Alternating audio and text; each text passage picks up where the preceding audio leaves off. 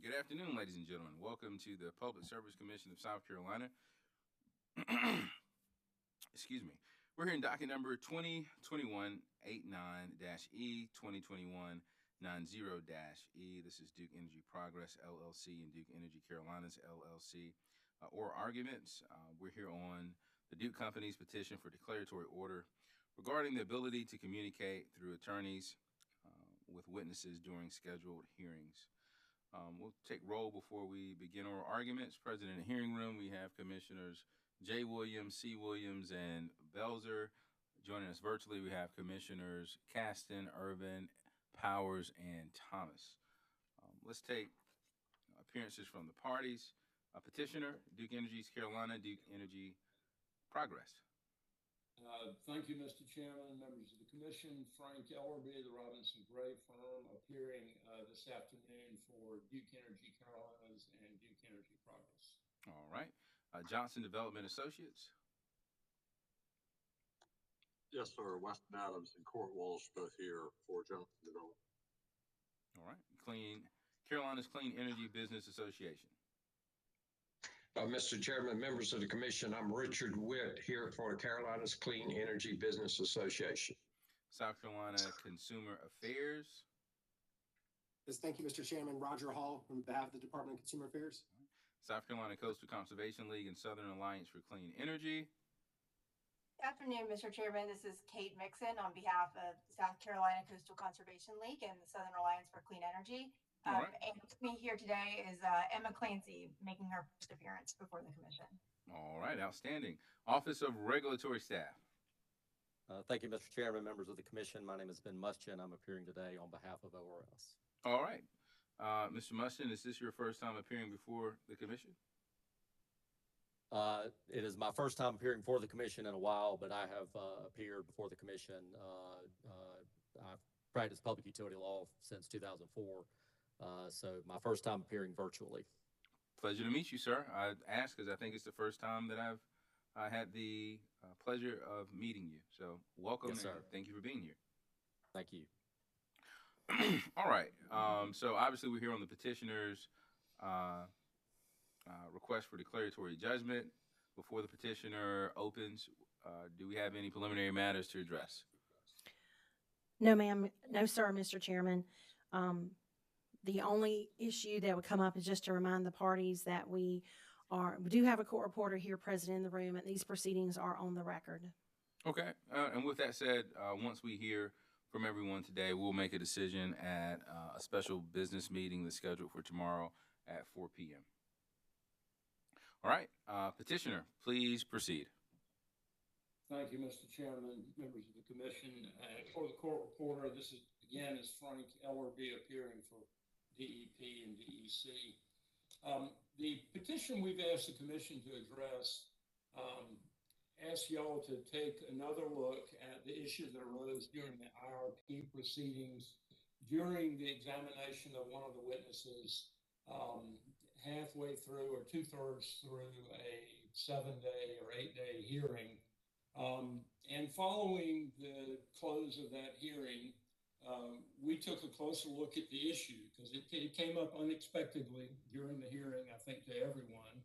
And it turned out that the Duke companies were operating under one understanding of the rule, and other parties, interveners in the case, were operating under a different understanding of the rule. So we decided to take a closer look at the issue. We did some additional research, and the issue, just to restate it, because there may still be some question about exactly what we're asking. We're asking for, in a situation, as was the case in the IRP proceeding, where any party separates their testimony, their direct testimony from their rebuttal testimony, or their direct testimony from their surrebuttal testimony, in the event that surrebuttal is allowed, that in that situation, when the witnesses finish their direct testimony, and that's all of the direct testimony, the cross-examination, commissioner questions, redirect, and the witness then comes down from the witness stand, whether the party that call that witness can consult with the witness before the witness resumes the witness stand to give either the rebuttal or the surrebuttal, if the surrebuttal is allowed. So we did not find any rule that applied to that situation that said there couldn't be contact. We didn't find any case law, and you don't see any in our memorandum. You don't see a case addressing that. You don't see a case addressing that specific situation in the materials submitted in opposition to our petition. So we didn't find any case law that controlled or addressed the issue directly. So we then consulted with a couple of experts who have had decades of experience in trials in South Carolina. And we have attached to our petition affidavits of Keith Babcock and Justice Costa-Placonis, giving their opinion on this issue. And neither one of them was aware of any rule or case law that prohibited the contact that we think is authorized by law and ought to be allowed and is helpful. It serves the public interest because it allows the parties litigating before the commission and other courts to present their cases to the court or to the Public Service Commission more effectively and in a better informed way. Mr. Babcock, we went to Keith Babcock, who's been practicing trial work since 1977 in South Carolina, tried lots and lots of cases, and mostly, I would say, although he's got a wide-ranging practice, mostly for plaintiffs. And his perspective on the matter, as you can see it in his affidavit, is when I call my client to testify early in the case as a plaintiff, I've got to be able to talk to that person throughout the course of the trial, even if I may need to call that person back to testify in rebuttal or in reply. And his view was that contact should be allowed and that it would interfere with his ability to properly represent his client if he wasn't allowed to do that. Justice Placonis held a similar view. It's also reflected in his affidavit. And he served for years as a trial judge. And both of them are familiar with the admonishment that is given to witnesses during a trial. When a testimony is broken by a recess, a lunch break, even an overnight break, Justice Placonis has admonished the witnesses and the parties not to have any contact until the testimony is complete. Keith Babcock cited that, also described that admonishment. Both of them are familiar with that. Both of them understand that to be different from the question that they addressed in their affidavits and that we are asking the commission to address in our petition. And that is, where that direct testimony is finished, can we have contact with our witnesses before putting them back up to present their rebuttal testimony? We cited a number of cases in our petition where three courts.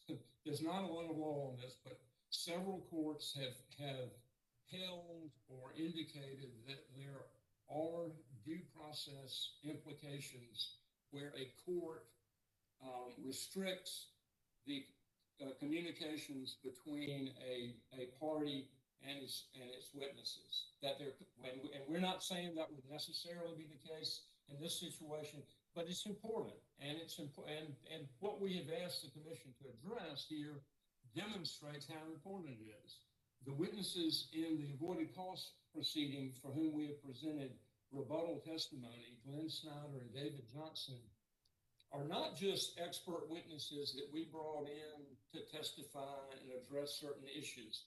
They are the most well-informed people in the companies on the issues that are being presented to y'all. And they are if they aren't decision makers, and I think for most issues they are decision makers, they are critical to the company's decisions that it would make on whatever issues may arise. So to say that you can't have contact with those people in the IRP proceeding, it was a full week of trial between Snyder's testimony and resuming the stand to offer his rebuttal testimony. That's a serious limitation on the Duke Energy Company's ability to communicate with people who are critical to the presentation of the matters to the commission. And it's not us, the lawyers, coaching those witnesses about what to say. In this case, it's those witnesses informing the lawyers about questions that arise during the hearing of the case. So a similar issue, and the commission is aware of this, we are in the middle of a hearing on a complaint filed by Cherokee Cogeneration. They also separated their direct testimony and their rebuttal testimony. They also wanted to be able to consult with their witnesses in the interim between their direct and their rebuttal.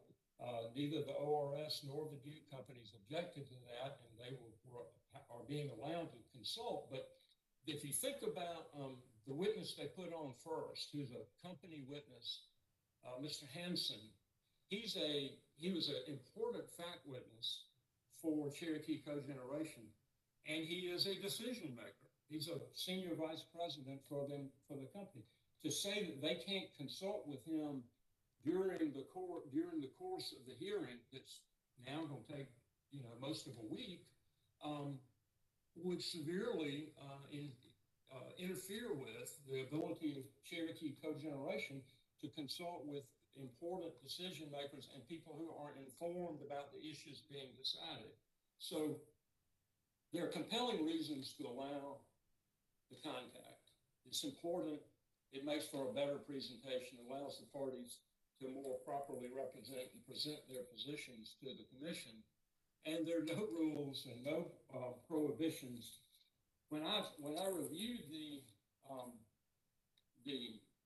memoranda in opposition to our petition, I did not see any argument offered that the ruling, a declaratory ruling that we're asking for, would lead to improper witness coaching or some sort of unethical behavior by the lawyers in terms of their contact. The harm that was argued by both the environmental interveners and CCBO was they don't like the fact that the company is separating its direct and rebuttal testimony. That's when it comes right down to it. That's what they're objecting to. And I'd like to give you all a little bit of background on that.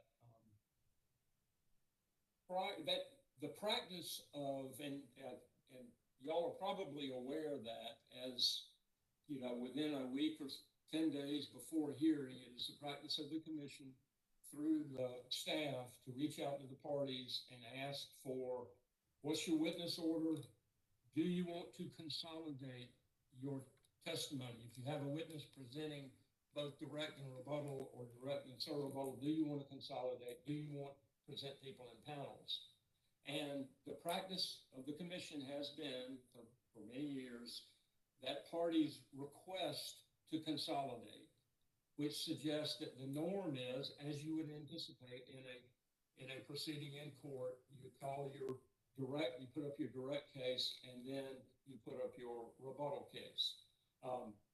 Consolidation of direct and rebuttal testimony began in earnest, in my experience, in my recollection, about the time that ORS was created and began participating in proceedings. ORS had a specific mandate from the General Assembly in Act 175 of 2004 to facilitate settlements and to try to mediate cases.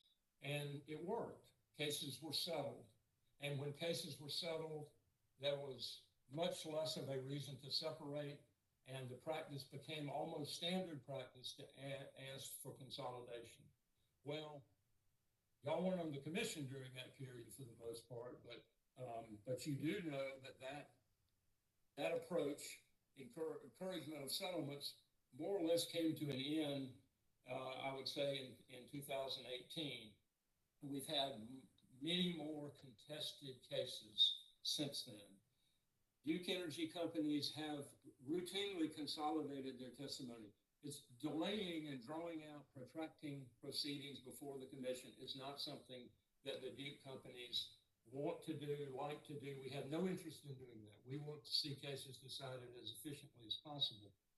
But where there is a litigated case, we believe it's important for us to be able to separate and call our witnesses after the other side has put up its direct case.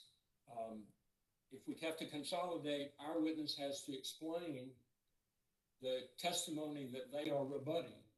Our witness has to take the witness stand and say, the other side says so-and-so, and here's our response to that. Well, that is an inappropriate way for us to have to present our rebuttal testimony. An even more important aspect of the driver of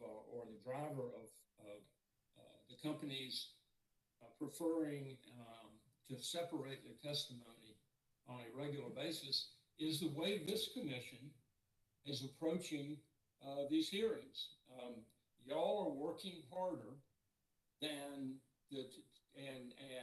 reading the testimony more closely and getting prepared for the hearings, and you're asking questions that are not necessarily covered by the pre-file testimony. We see that increasingly. Questions arise during these hearings that are unexpected and have not been addressed in pre-file testimony. And if we consolidate our testimony, then we have no ability when issues arise during questions to the interveners, we don't have an opportunity to put our witnesses back up and have them be asked the same questions by y'all. So your hard work and diligent preparation and questioning is emphasizing the need we see to separate our direct and rebuttal testimony and present it and put our witnesses up twice. We note it's not the Duke Energy companies doing that. Cherokee Cogeneration also saw that. Parties see an advantage in being able to call the witnesses back up to address issues that have arisen during the hearing. That makes proceedings before the commission more like the trials that are described in the affidavits of Mr. Babcock and Justice Peconis. Both of them see a compelling reason or a strong reason why a lawyer in a trial of a case needs to be able to consult with their witnesses about issues that arise during the hearing. We believe it's important. We believe that the ruling that we're asking for, particularly unlike in the IRP case where the parties had different understandings, a ruling in advance of a hearing would be beneficial. Everybody would know what the rules were and could follow the rules. And as we have indicated earlier, where another party is putting up surrebuttal, they could separate their direct and surrebuttal if they chose to do that, and they'd be able to consult between the two, between the direct and surrebuttal. So there's no unfairness. The public interest is served. The parties do a better job of presenting their case. We avoid any due process issues. So we thank you for your attention, and we request the declaratory ruling that we can have the contact as described in our petition, and I'm happy to answer any questions that any of y'all have. Attorney Elby, a couple of things. First of all, I want to thank you, and not just you, every party that is a part of the oral argument. I want to thank you because simply having this discussion and asking the commission to make this decision will raise the level of practice before the commission, and I think that's important. So I greatly appreciate the hard work that you put into your petition, and I appreciate the responses, and I look forward to hearing from the other parties in response to your petition. Second thing I want to say is this.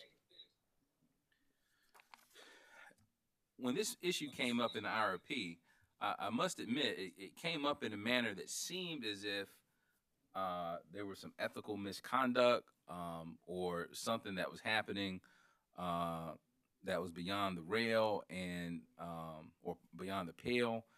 And after reading the memoranda of law, I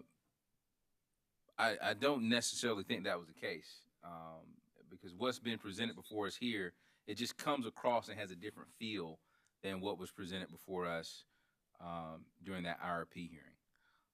And it could simply just be because it was an unexpected issue to arise, and after having more time to research the issue and articulate your position in writing, it just is clearer and easier to understand. And then lastly, I just want to make sure I'm understanding your request correctly. You're seeking this declaratory ruling in two specific dockets, if I understand your petition correctly. That's 2021 89E and 2021 90E. Is that correct? That's correct, Mr. Okay. All right. I think that's all I have for you now. I want to open up the floor to other commissioners for questions for Attorney Ellaby. Oh, one last thing I forgot before I open up the floor. Thank you for the background in education. We are a newer commission, and I think it's always helpful when someone who's knowledgeable of the history of regulatory practice in South Carolina can provide a background to give the commission the proper perspective they need to have before making a decision. So I appreciate that as well. Commissioner questions for Attorney Ellaby. Mr. Chairman. Commissioner Powers. Thank you very much. Mr. Ellaby, good afternoon. I would have to agree with the chairman that what has been submitted to us is very good and very helpful. I've got kind of two questions. One is, and I practice law just as long as Mr. Babcock, and the one thing that we don't see normally in civil court or even depositions or any sort of situation in administrative court is so much surrebuttal, which to me would be fine if it stayed that way. But a lot of what I hear, I'm ready to jump up and object to pitting witnesses against each other, which is another rule of evidence that we're bound by.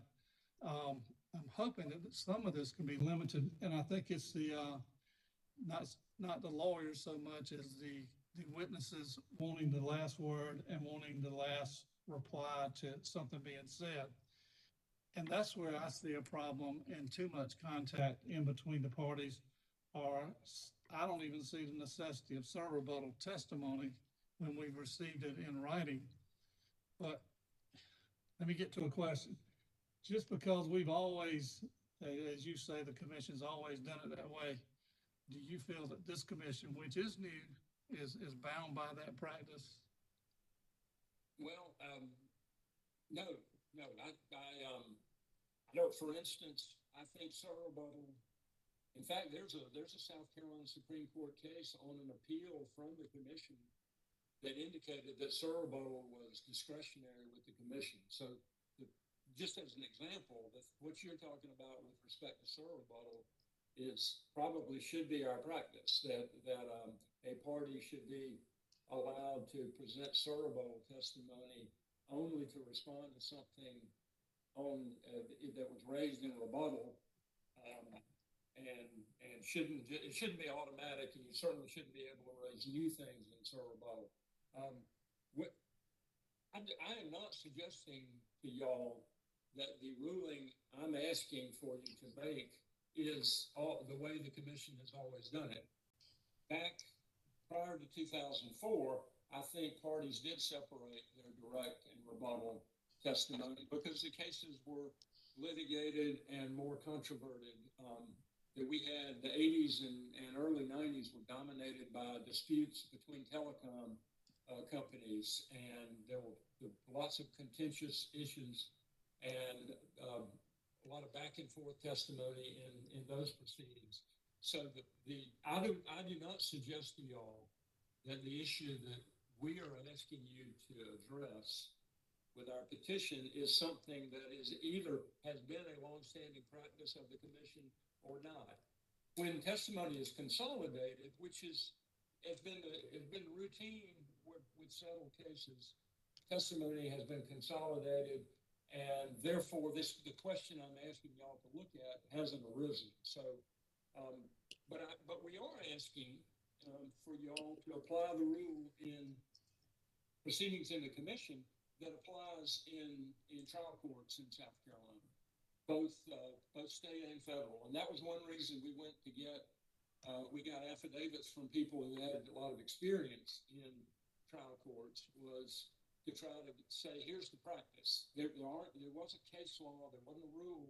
So we went to people who had, in our view, had great credibility and lots of experience, and asked them what's been the practice in South Carolina in trial courts. And that's reflected in their affidavits. Well, and I would certainly agree that you brought in two very top-notch people to give those affidavits. I just know that, and I've looked at the other submissions, and you know, in depositions under the rules, there's contacts forbidden, and I think I'm just troubled. Some of these long hearings that insert rebuttal, it's as if it's being used to raise new issues, as is rebuttal sometimes. And I think the lawyers, you know, we don't sit up here and object to anything as commissioners, but I think the lawyers should be cognizant of how that is to us. We appreciate the emphasis that y'all have indicated that you would place on following the rules of evidence, and I expect that you'll see objections to new matters being brought up in rebuttal or new matters being brought up in surrebuttal. I think you'll see that, just as a prediction. Thank you very much, Mr. Elliman. Thank you, Mr. Chairman. Any more questions for Attorney Ellerby? All right, Attorney Ellerby, thank you, sir. We will move on. We will move on to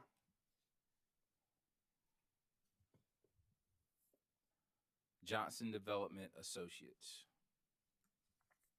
Yeah, Mr. Chairman, Weston Adams for Johnson. Johnson does not take any position on the issue that's before the commission today. Thank you, sir. Carolina's Clean Energy Business Association.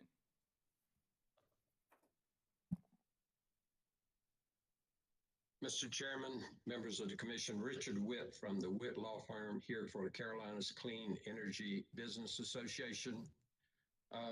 Mr. Chairman and members of the commission, when I had a chance to speak briefly during the hearing about this issue, I indicated to you that I thought it was well within a chairman or judge's discretion on how to handle this matter.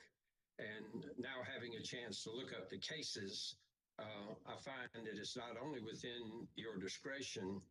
There's a South Carolina Supreme Court case, State v. Perry, 299 Southeast 2nd, 324 from 1983, that states that it's not only in your discretion, it's in your wide discretion on how you handle this matter. And also, as far as the affidavits from the company from two attorneys, we certainly don't have any problem with these two prominent attorneys, one of which was a justice of the Supreme Court, as was said. But I will say that I'm not aware that either of these two attorneys have regularly practiced before this commission.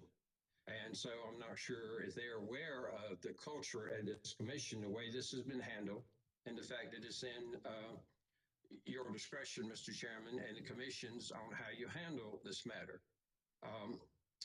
We have had some discussion before about the rules that everybody who practices law, and I'm sure the chairman also, about Rule 30J5 from the South Carolina Rules of Civil Procedure. Duke makes the argument on page 3 of their petition that 30J5 restricts conduct during pretrial depositions. Well, what's been left unsaid in their petition is that a deposition is not a standalone proceeding. It's not an informal proceeding. A deposition is as part and parcel of the judicial proceeding. I have a quote for you from the Matter of Golden case, 496 Southeast 2nd, 619. It's a Supreme Court case from 1998. This is the Supreme Court speaking. We remind the bar that although a deposition is not conducted in a courtroom in the presence of a judge, it is nonetheless a judicial setting. And there is later case law from the Supreme Court 2006 where the court stated, this court has recognized that depositions are judicial proceedings. Well, if the 30J5 rule applies in a deposition and all it is part and parcel of the judicial proceeding, then certainly it would apply in the hearings. Also, we want to call your attention to State v. Perry, which was cited earlier, later affirmed by the U.S. Supreme Court. And there's a great discussion of this case on page 7 of Ms. Mixon's client's brief on page 7 for SACE and CCL. And it provides clear guidance on this issue. And unlike what counsel told you, there's no guidance. I think Ms. Mixon will tell you, and we will concur that there is guidance in State v. Perry, which was a state case later confirmed by the U.S. Supreme Court. And we reject Mr. Ellerby's characterization of Sasiba's position as being, we're just concerned that they're combining their testimony. Now, that is a concern, one of our concerns, but the main concern is that what they've been doing is just improper. And so just to follow up on that, it is true that the circumstances that gave rise to this dispute, splitting witness testimony into 2 segments, it could be avoided in the future if you simply had the witnesses deliver their direct rebuttal or serve rebuttal at the same time. It would make a commission hearing quicker, and it would conserve the resources of the parties. But that's not our main argument. It's not our only argument. As I said, it's just simply improper to be talking to your witness between testimonies. And Mr. Chairman, members of the commission, I can give you some personal background on this matter. I was trained by utility attorney Bill Austin 25 years ago. And Bill Austin's probably still remembered by some of your folks that's been there, like Vice Chair Belser and David Butler. And when Bill Austin trained me 25 years ago, it wasn't an issue of combining testimony. He simply told me that if there's a break for lunch or overnight, there's a reason why the chairman always says, remember, you're under oath. They're not just the chairman didn't just do that for his health. It's because they're under oath and they shouldn't be discussing this. And the reason this is important is because Bill Austin, 30 years ago or so, was general counsel of this commission, which meant that when Bill was serving over here, he was listening to the instructions of his chairman 25 or 30 years ago, saying that it was improper to talk to your witnesses during a break. So this is not some Chairman Williams that you just come up with that the companies are criticizing or wanting to change. I believe this has been the culture. It certainly has been during my entire time of practice over there, which is over 25 years. And I've always counseled my clients that they couldn't talk to the witnesses until they were removed from being under oath. And we filed a written response, Mr. Chairman, members of the commission, which you will review, and we appreciate that. So we just wanted to give you some highlights today in the interest of time, but we do appreciate the opportunity to appear in front of you, and thank you very much. Well, thank you, sir. I got a question for you. So this matter came up in a case that is pending before the commission, and Attorney Ellerby referenced it in that before the proceeding began, the complainant asked whether or not the commission would object to essentially the same request that Attorney Ellerby is requesting now, the ability to talk to their witness between direct and rebuttal. Was brought up at the very beginning. No one objected. And I granted the request. And so that was an even playing field. Everyone knew the rules from the beginning. No one was prejudiced. Everyone had the opportunity to do the same thing. Now, something that both you and Attorney Ellaby, both you, Attorney Witt, and Attorney Ellaby have referenced, Attorney Ellaby a little bit more so than Attorney Witt, is that there's no bright line rule on this matter. There may be commission culture, history, or practice, maybe a general understanding, but no one is citing to a specific rule or statute directly on point of this particular issue. So with that background, Attorney Witt, would you be opposed, generally speaking, for a party to have the ability to communicate with their witness between their direct, they give their direct testimony, they're up on the stand, they come down, they're complete, they finish that part, and then there may be some level of discussion between the time that they get back on the stand for their rebuttal. Are you, as a general matter, against that? Yes, Mr. Chairman, members of the commission, we respectfully disagree that there's no guidance on this. That's what Mr. Ellaby said. But I pointed you to the State v. Perry case, which is a state court case that went up to the U.S. Supreme Court, was affirmed. There is guidance in that case saying that it's not proper to talk to your witnesses between the two sessions. Now, Kate Mixon has a great section on that, and she came up with that case and she's highlighted it. We support the finding in it, but she's probably much more fluent on that case than me. But that case does go against the statement that we couldn't find any guidance. There is some guidance out there. As far as this being at the beginning of the hearing, I have to confess that I missed at the beginning of the hearing that the Duke Company's attorneys would be talking to the witnesses, and that was okay. Somehow I must have missed that, and other attorneys can weigh in on that. But we were shocked when we found out later as it came up when I believe Ms. Mixon was talking to a witness for Duke, and he said, "Oh yeah, I've been talking to my attorneys." Well, we were surprised by that. And we may have missed it at the beginning, Mr. Chairman, but I don't remember us agreeing to that or that was an issue, but that may have just been on my part. But we think it's improper to talk, not just the fact that it prolongs the hearing and it caused all this controversy and it gave all this opportunity for talking to your witnesses. We believe that the State v. Perry case says that it's not proper to do that, and there are other cases that say that. I didn't brief that issue because Ms. Mixon had properly and in a lot more depth than me, she had briefed that issue for you. But we concur with her opinion that it's just not proper, and hopefully she'll be able to elaborate on that, Mr. Chairman. Thank you, sir. Now, just to clarify, you didn't miss anything. That was not discussed in the beginning of the IRP hearing. I'm referencing for this particular matter is coming up now. So once this hearing begins, if it were to occur again, if the commission were to rule that, okay, this is acceptable, then at least all parties would be on notice and the same rules would apply across the board. But it sounds like even in that case, you're against this practice as a general matter. Yes, Mr. Chairman. Thank you. Okay. All right. Any other questions for Attorney Witt? I have a question for Mr. Witt, Mr. Chair. Commissioner Urban, you have the floor, sir. Thank you. Mr. Witt, are you aware of any case law or otherwise legal precedent that you can waive a South Carolina Rule of Civil Procedure?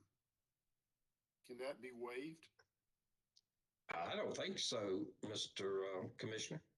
Commissioner. And it does apply to the South Carolina Public Service Commission proceedings, right? That's part of our regulations. That's correct. You have in your regs and rules regulations that if you don't have a rule, then you defer to the South Carolina Rules of Civil Procedure. So you're correct. So as the old country fella says, a rule is a rule. I guess that applies. That's correct. That's my opinion. Thank you. Thank you. Any other questions from commissioners? All right, hearing none. Thank you, Attorney Witt, South Carolina Department of Consumer Affairs. Good afternoon. Thank you, Mr. Chairman. I just have a few brief comments. We generally agree that limited discussions with witnesses should be allowed. But I would note that we do not have any witnesses to present in this matter. So therefore, my comments are directed, to potential future applicability of this motion and petition. I'd also admit that we have not done any significant research on the attorney-client and due process issues that were raised in the pleadings, but we are also unaware of any rules, statutes, or case law that would prohibit the communications that have been requested. Also, we were not involved in the IRP matter, so I would not know, how that might impact the current petition. We do recognize that the PSC hearings with pre-filed, direct testimony and rebuttal testimonies are unique, but we don't think that should preclude communication entirely. There may, as have been mentioned, there may often be issues that arise outside of those pre-filed testimonies that need to be addressed on the rebuttal or surrebuttal. For example, cross-examination questions or questions from the commission to another witness that raise new or unanticipated issues. This was the example given by Justice Placones in his opinion, and is our primary reason for agreeing that these limited communications should be allowed. As you are aware, you all deal with, and we deal with highly technical issues in these matters, and without consultation, an attorney may not know whether these are issues that need to be addressed or if the witness could even address them. As Justice Placones states, this could disadvantage a party. We do, however, believe that the communications regarding testimony should be limited. Attorneys should still not coach the witnesses during this time, and the communication should be limited to new evidence or new issues, which is the purpose of rebuttal testimony in traditional litigation settings. That's all the comments I have. Again, we appreciate you all addressing this matter, and I'd be happy to answer any questions you might have for me. All right, questions for Attorney Hall. All right, Attorney Hall, it seems generally you support the petitioner's position. Yes, that's correct. All right, thank you, sir. South Carolina Coastal Conservation League and Southern Alliance for Clean Energy. Thank you, Mr. Chairman and members of the commission. Again, my name is Kate Mixon. On behalf of the South Carolina Coastal Conservation League and the Southern Alliance for Clean Energy. Duke's petition asks the commission to issue a declaratory order that is contrary to well-established South Carolina law and that would cause unnecessary delay in commission proceedings. There are 3 reasons that the commission should deny Duke's petition. First, clear and well-established South Carolina law prohibits counsel from communicating with witnesses while they are still under oath and until they have completed their testimony.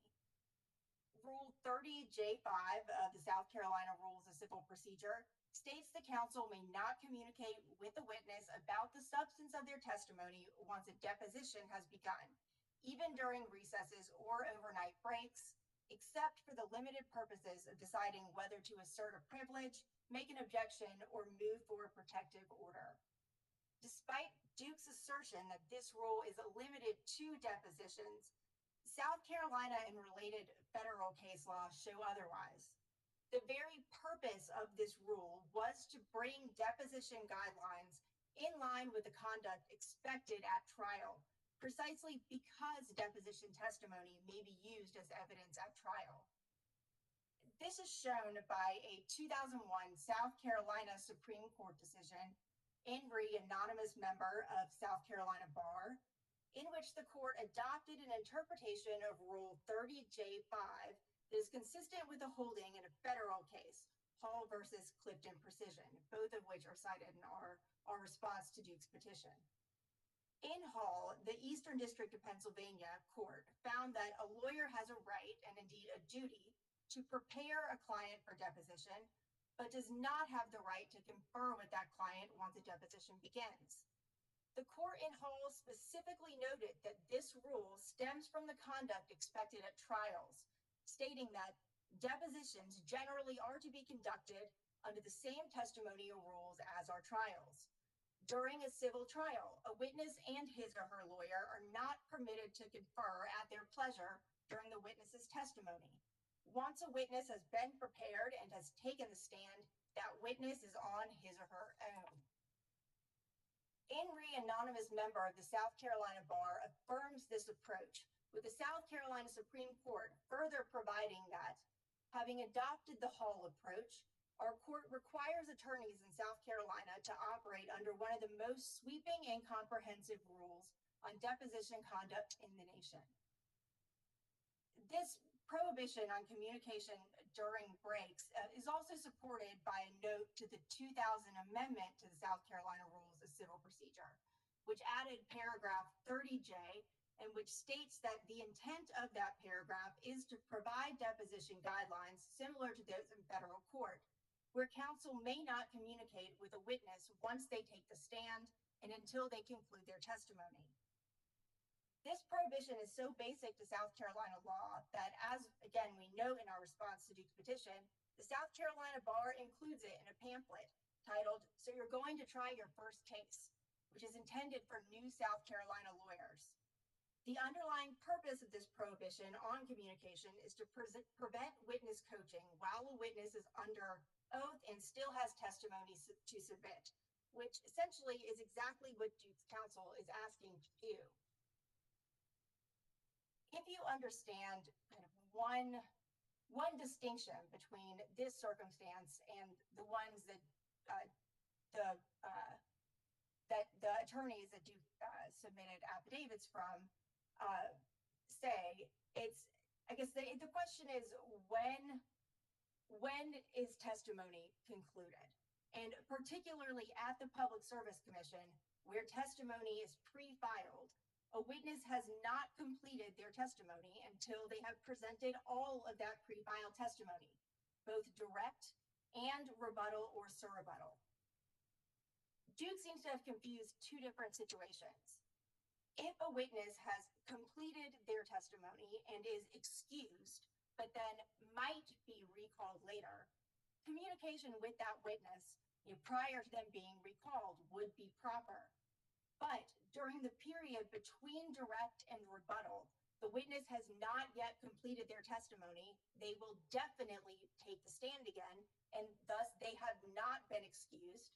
And as the chairman reminds witnesses when they step down, they are still under oath and thus may not communicate with their attorney about the substance of their testimony during that time. Second, Duke cited cases on the due process right to counsel in civil cases are simply inapplicable here. Duke cites one case, Patashnik, where the Fifth Circuit found that the witness client, who I'll note was the president and sole shareholder of the defendant, had been denied effective assistance of counsel when he was barred from speaking to counsel for a period of 7 days, including several overnight recesses. However, Duke neglected to cite a more recent U.S. Supreme Court case, Perry versus Leak, which affirmed a South Carolina Supreme Court decision, State versus Perry, and which found that prohibiting witness counsel communication during a recess was permissible. Specifically, in that case, the court stated that when a defendant becomes a witness, he has no constitutional right to consult with his lawyer while he is testifying, and neither he nor his lawyer has a right to have the testimony interrupted in order to give him the benefit of counsel's advice. I'll note that while Perry involved only a brief recess, it also involved a criminal defendant entitled to additional constitutional protections. But even more fundamentally, Duke ignores two clear distinctions between the situation at hand and all of those due process cases. First, in the situation here, it's Duke's counsel, not the tribunal, that is making the decision to have this extended recess in the witness's testimony. Duke could and often has presented its witnesses' direct and rebuttal testimonies together, avoiding the situation where there's often a days-long break in between. However, particularly in recent proceedings, Duke's asked to divide up their direct and rebuttal testimony, and presumably is doing that for strategic reasons. But that decision comes with a consequence, which is that they cannot communicate with their witnesses about the substance of their testimony in the interim. Second, Duke counsel is confusing communication with its client with communication with its witnesses. There is nothing prohibiting Duke's attorneys from communicating with their client, which is Duke Energy. The fact that some of those witnesses also work for the companies does not mean that counsel are cut off from communicating with Duke Energy or decision makers for the company as a whole. And Duke's petition makes no distinction between communicating with its consultant expert witnesses or those who are Duke employees. To Mr. Ellerby's comments earlier, yes, expert witnesses are often the most informed about the case or the situation that they are testifying to. That is why they are expert witnesses. However, that is a reason for counsel to prepare that witness before putting them on the stand, not a reason to allow the attorneys to speak to that witness and about their testimony in between direct and rebuttal or surrebuttal. Lastly, Duke claims that the public interest would be served if they were able to communicate with their witnesses between direct and rebuttal. We disagree. Adopting Duke's interpretation would serve only Duke's interest in conferring with its witnesses. The public interest, we believe, is better served by preserving the rules of trial that prevent counsel from communicating with witnesses and thus giving the appearance of obstructing the truth. Moreover, Duke Energy's practice of splitting up direct and rebuttal testimony has had the effect of making commission proceedings more drawn out, less accessible to public viewers, and more expensive. If expert witnesses have to stand by for several days to present their direct and then responsive testimony, that increases expert costs that Duke Energy, unlike interveners, may pass on to ratepayers. I'd also like to quickly comment on Mr. Ellerby's statement that the only reason we're responding is because we want Duke to consolidate his testimony. As Mr. Witt stated, that's not the case. We're also concerned with the potential for impropriety or witness coaching that might result. I'd like to remind the commission, or at least state my understanding of what occurred at the IRP hearings and the issue that instigated the petition here. My recollection is that Duke's attorneys made a motion to strike certain intervener testimony, and at the outset of the hearing, the chairman denied that motion. Duke's attorneys, presumably rather than making a decision in advance about how to respond, and then preparing its witnesses in advance for either possibility, either the motion being denied or granted. Instead, they conferred with their witnesses over the next couple of days. Witnesses that had presented direct testimony on that first day of the hearing and to whom the commissioner reminded that they were still under oath. And they spoke with them in order to prepare supplemental testimony. They then waited until those witnesses were about to retake the stand on rebuttal to request that the commission allow that supplemental testimony. And at that point, opposing counsel could not respond appropriately, did not have the time to do so. As a result, we argued that there was prejudice to our clients and others. Frankly, it is that issue that we believe that potential for impropriety or the appearance thereof that we seek to avoid by responding to this. And we think that there is a solution to the problem that Duke cites about not being able to prepare their witnesses. That doesn't involve the attorneys having to talk to those witnesses about their testimony in between direct and rebuttal. And that is simply for the attorneys to contemplate and prepare those witnesses in advance for potential questions or issues that might arise over the course of the hearing, as would be required at any other trial. And for those reasons, we ask that the commission reject Duke's request for declaratory order, stating that counsel may communicate with witnesses in the interim period between direct and responsive testimony. Thank you. Thank you, Attorney Mixon. Appreciate your brief and your presentation. I understand everything that you're saying, and I just want to play devil's advocate with you a little bit. if you don't mind. Do you mind? No, sir. All right. So let's just say that the parties agree that they will not suffer any prejudice and they don't believe that any witness coaching or tampering or the appearance thereof would occur if they are allowed to confer with their witnesses between direct and and rebuttal. Is it true that your position is, based on State v. Perry, that such conduct is improper as a matter of law? As Mr. Witt and CCVA noted in their brief, I think that there is a fair bit of discretion that the tribunal has. And in general, in the absence of a specific rule to the contrary, the South Carolina rules of civil procedure apply to administrative proceedings. However, I do think that some of the concerns around limiting contact between the attorney and a witness, those occur when you further limit those, not necessarily when the tribunal would allow for those.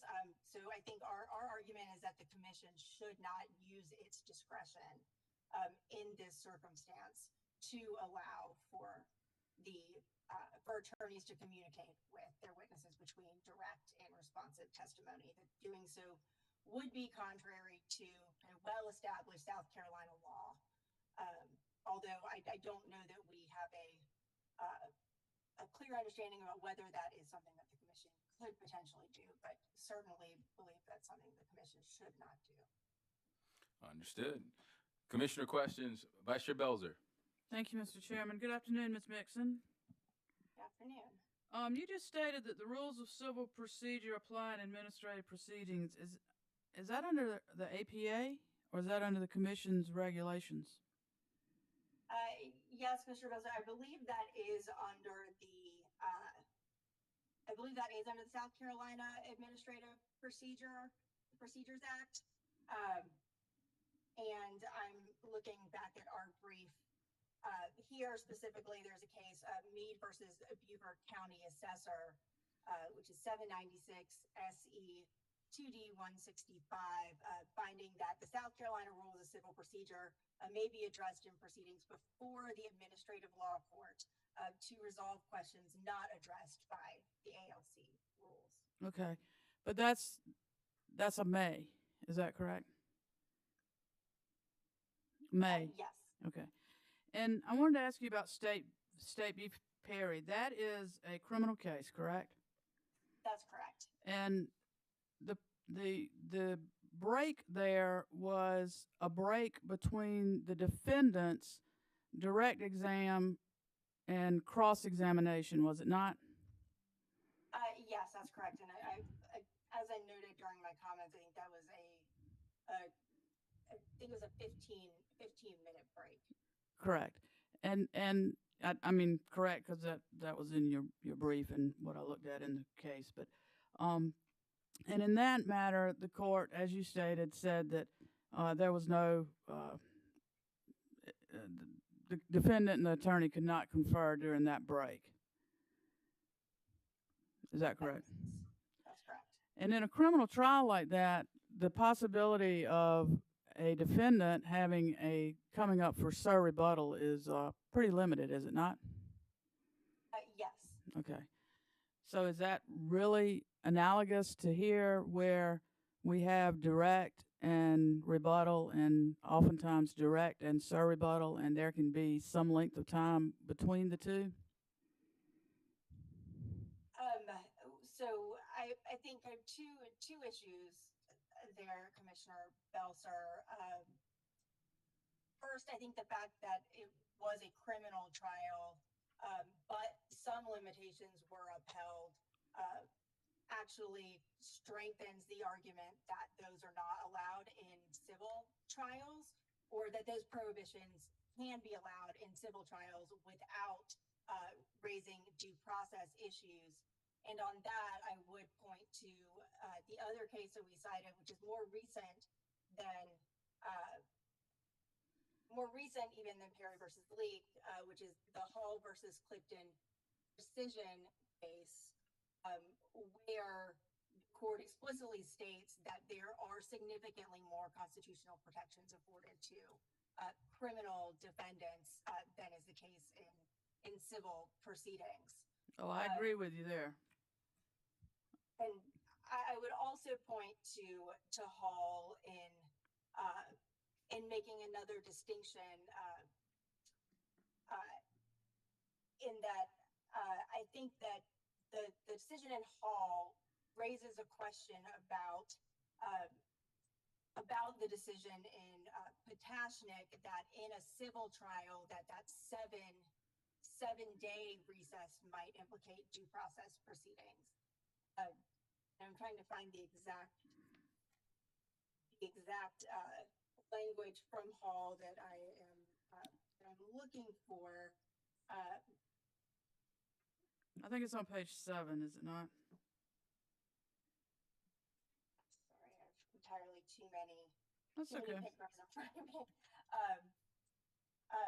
But yes, where again it says that there's no constitutional right to consult with a lawyer while he is testifying. And I think here the fact that we know that the witness will be coming back up for surrebuttal or for rebuttal means that their testimony has not concluded at the point that they finish direct testimony. I think the real question is when has a witness finished testifying, and where all the testimony has been pre-filed and where they will be coming back up. And we know that as opposed to a situation where a defendant may or may not be coming back up for rebuttal, that it's very clear they have not concluded their testimony at the point that that they step down from direct examination. Okay. Ms. Mixon, thank you very much for answering my questions and for your presentation today. Mr. Chairman, that's all I have. Thank you, Vice Chair Belzer. Any other questions for Attorney Mixon? Mr. Chairman. Commissioner Powers, you have the floor, sir. Thank you, sir. Ms. Mixon, good afternoon. You state, and I think agree, that we do have some wide discretion in these matters as far as what we decide on how it's presented. Do you not? Yes, Mr. Chair. Yes, Commissioner Powers. Okay. And I've noticed when a witness, as you say, comes down from the witness stand and then goes back up, we're not re-swearing that witness. So technically that witness remains under oath throughout, whether it's even a day or two later, would they not? Yes, Commissioner Powers. And in the normal situation, that would prohibit contact with the witness. Yes. I will say it does not prohibit all communication with the witness. For instance, an attorney could communicate with them about their availability during certain times to come back and testify, but it would prohibit communications on the substance of their testimony. Well, I think what is the purpose really is to keep the lawyer from putting words in their mouth. Isn't that right? Yes. How would you feel if we required all the testimony to be presented at once, and we could do away with the coming back up and retestifying on surrebuttal? If we just required a witness who they've obviously submitted written testimony, they're obviously prepared. What if we required in certain cases not allowing testimony being divided, but rather all at once? Just for clarification, Commissioner, do you mean that when the witness is presenting testimony at the hearing that they would present their direct and rebuttal or direct and surrebuttal together rather than dividing it up? Yes. Yeah, I mean, I think that, as we note in our brief, that often would facilitate much more expeditious commission proceedings, and that we think that often would be beneficial. I would say, again, to the extent that that would be allowed, that where parties could divide it up, that does come or would come with a cost, which is, again, not being able to communicate with that witness in the interim. But I mean, I think often, we find that consolidating the testimony is the most, is the best way to present the testimony to the commission, and just having the witnesses appear once rather than multiple times over the course of multiple days. Thank you, ma'am. That's all I have, Mr. Chairman. All right. Any more questions for Attorney Mixon? Chairman Williams. Commissioner Caston. Good afternoon, Ms. Nixon. Good afternoon. I believe I followed most of what you said, which is good, because I'm certainly one of the non-attorneys.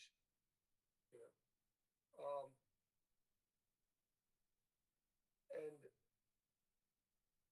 I do look to our staff and colleagues that are more refined in the law than me. But it seems the argument you're making, and I think Mr. Witt and others, is it's a legal argument, but more so an argument of fairness. Is that a fair statement on my part?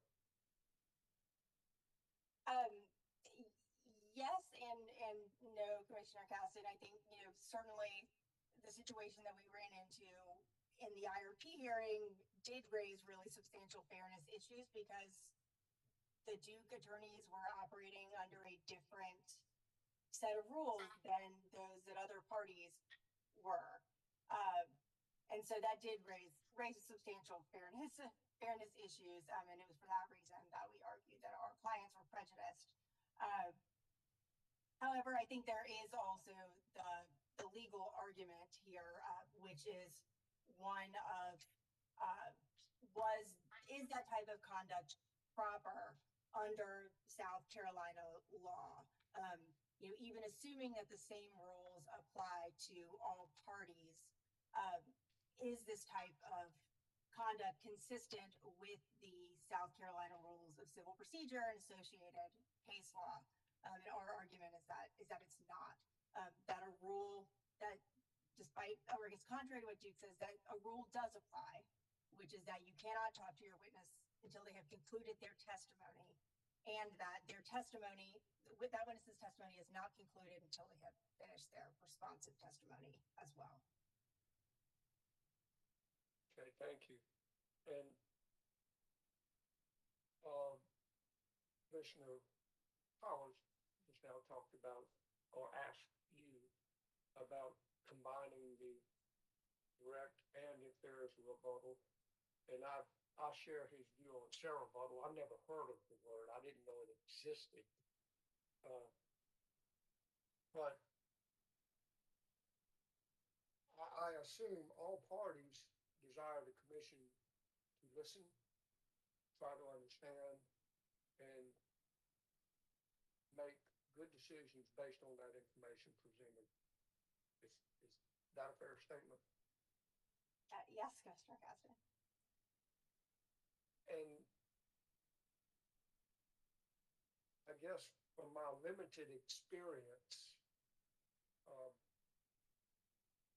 when there is a direct testimony or a rebuttal and things flow that way, it seems to be, it seems to work better for me, or help me better understand or remain focused.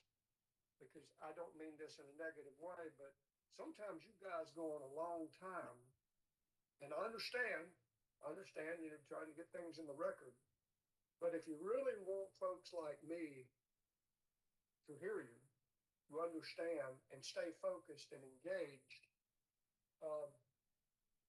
oftentimes less is more. But that's not what we're discussing now. Anyway, thank you so much for your comments, President. Thank you, Commissioner.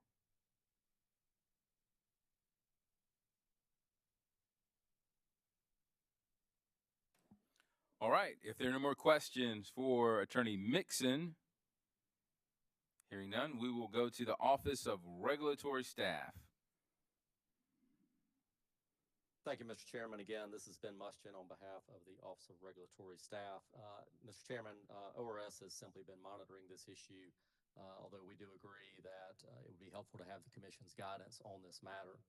I believe the pertinent issues have been raised and presented to the Commission for its consideration. And I would simply note for the Commission's awareness that we filed a letter on July 20th stating that ORS does not object to or disagree with Duke's request, and we do appreciate the in-depth analysis that Duke has presented in its motion. So with that, Mr. Chairman, unless there are any questions, ORS has nothing further in this matter. All right. Petitioner, do you have any response? Yes, Mr. Chairman, I'll try to be brief. The State versus Perry case was, as Commissioner Belzer indicated, that was a break in the witness's testimony. We don't argue with that case. That was not the witness providing direct testimony and then later resuming the witness stand and providing rebuttal or reply testimony, which is the only situation that we are asking the Commission to address. So that case does not apply to our situation. We agree with that case. We accept that case. We think we're not arguing to change that. What we're saying is that the issue we're presenting, I tried to make this clear at the very beginning, is a different situation. So that case, Mr. Witt suggested that case was on all fours, and I think Ms. Mixon recognized that it was not, and Commissioner Belzer's question highlighted that. The other thing I wanted to speak to is the argument that Rule 30J applies here. We addressed that in our memorandum. We also addressed it in both affidavits. Keith Babcock gave the background on how Rule 30J came to be adopted. Commissioner Powers may have, and Commissioner Irvin may recall, behavior of folks in depositions got out of hand back in the 70s and 80s. Judge Ross Anderson adopted a rule. It became the district court rule for South Carolina District Court, and then was adopted by the South Carolina Supreme Court. We are not asking y'all to rule in any way that's inconsistent with Rule 30J. That rule applies to depositions. It is analogous to the rule in State versus Perry that applies about contact with the witness while the witness is presenting direct testimony and cross-examination in the initial term on the witness statement. We're asking a different and separate question, and we believe that that the arguments that the interveners have made don't apply to the situation that we have addressed, and our affidavits take on those issues, and both of them explain why it makes good, strong sense, and it supports due process, access to counsel, to allow contact between the witnesses after their direct, before their rebuttal with their lawyers. We also think that having a rule requiring consolidation would not be helpful to the Commission. Yes, we agree. The companies have agreed to consolidate on many occasions where there is a stipulation or a settlement, or perhaps maybe a fairly narrow or straightforward set of issues.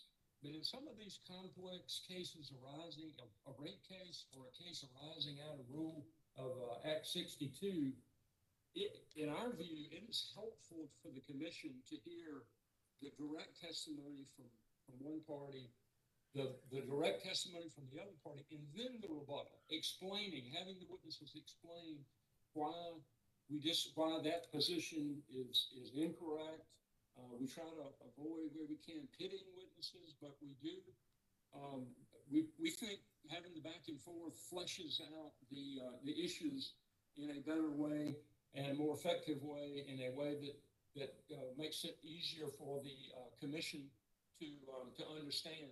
We have a significant concern about a required consolidation that would mean that the company's witnesses, when we are the applicant, which is on most occasions, the company is the applicant and goes first and has the burden of proof, to require us to put up all our witnesses and then have all the intervener witnesses come afterwards with all of the development through questions from the commissioners and cross-examination, and our witnesses not having an opportunity to get back up after that and put their rebuttal testimony would put the company at a disadvantage, and for no good reason. There is no reason why there's any harm in consultation between the lawyers and the witnesses under the limited circumstances that we have talked to you, showed y'all.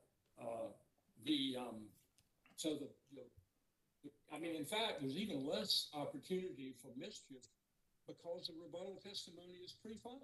You can't change that testimony. It was filed, weeks ahead of the hearing. So it's not like the witness can change that testimony. What can happen is when new issues, particularly issues that are raised by this commission in y'all's effort to understand and flesh out these issues, when y'all ask questions of one set of witnesses, and we know that our witnesses, there are new issues that weren't raised previously in the case, it's important for us to be able to talk to witnesses. We think that all parties in the case ought to have the same rights. So we think that we've asked for an application of existing South Carolina law as indicated in the affidavits of Justice Placonis and Mr. Babcock. Existing South Carolina law would not prohibit the contact. That's why we had contact with our witnesses. We had no idea that somebody would think that we were violating the rules or behaving unethically when we had that contact, because those witnesses had completed their testimony and come down from the witness stand.